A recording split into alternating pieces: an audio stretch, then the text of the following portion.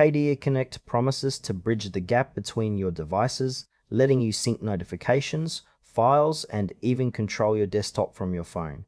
But does it deliver on that promise?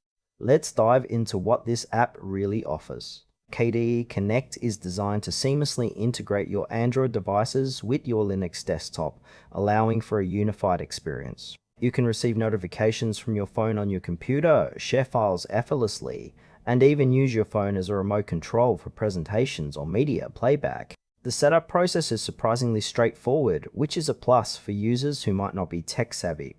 However, while the core functionality is impressive, it's important to note that this app is primarily targeted towards Linux users. If you're on Windows or Mac OS, you might find yourself out of luck, as KDE Connect doesn't support those platforms well. The interface is fairly intuitive, but some features like clipboard sharing can sometimes feel a bit clunky. Overall, it's a solid tool for those in the Linux ecosystem, but it does leave some questions about its versatility for broader user bases. Let's break down the pros and cons. On the plus side, KDE Connect excels in its ability to sync notifications and share files without hassle, making it a great tool for productivity. The integration with KDE Plasma is smooth and feels native, which is a big win for Linux users. However, there are some downsides.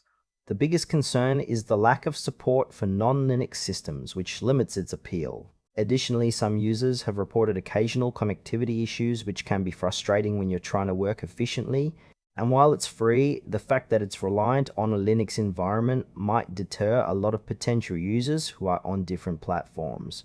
In conclusion, KDE Connect is a fantastic option for those deeply embedded in the Linux ecosystem who want to enhance their device connectivity.